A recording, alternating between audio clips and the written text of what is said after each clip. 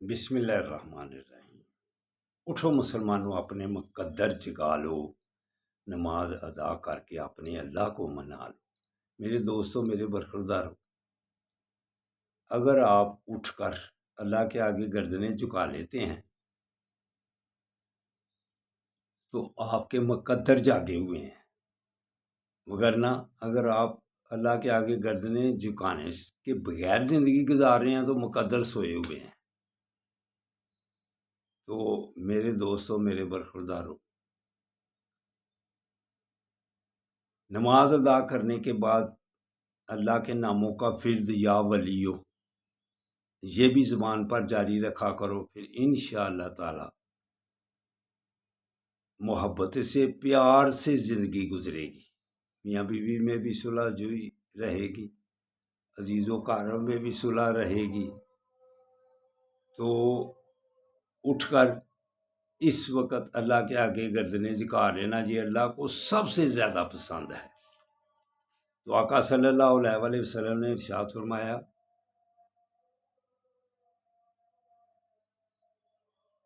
अल्लाह से अर्ज़ की, या अल्लाह मेरी उम्मत को गालिब रखना, मगलूबियत से बचाना। तो एक दुआ मांगी, या अल्लाह इज्तिमाई अज़ाब से भी बचाना। एक दुआ पूरी हो गई, ये पूरी की पूरी अल्लाह ने मान ली कि अगर मुसलमान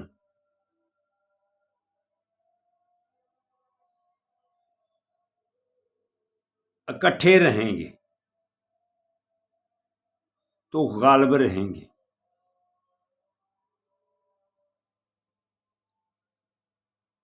इसमें इस बात की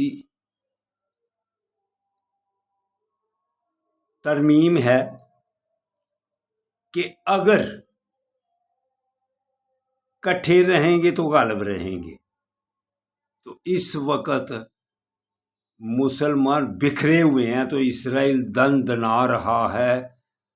लहदा अमेरिका और इसराइल मुसलमानों को दबा रहे हैं और जुल्म कर रहे हैं। इसमें अल्लाह ने एक बात साथ जोड़ी थी कि इकट्ठे रहेंगे। तो ये तकसीम हो गए हुए हैं, इसलिए वो लहदा मार रहा है। अब ईरान पर हमला कर दिया हुआ, इसका जवाब है कोई? तो अगर मुसलमान इकट्ठे होकर अमेरिका का और यहूदियों का मुकाबला करेंगे तो इंशाअल्लाह ताला फिर गालिब रहेंगे।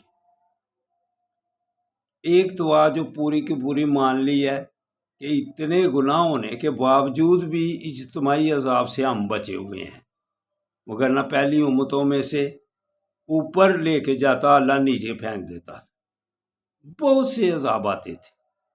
तो मेरे दोस्तों, मेरे बरखुरदारों, इसराइल की हर मसनूआत जो भी छोटी बड़ी उसका बाइकाट करो, वगरना इसराइल जो है वो मुसलमानों के लिए अजाब बना हुआ है। पहले गजा पर बमबारी की, अब ईरान पर बमबारी की।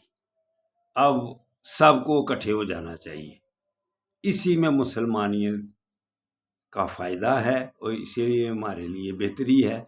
मुसलमानों इकट्ठे हो जाओ। अल्लाह हाफिज़, अल्लाह हाफिज़, अल्लाह हाफिज़।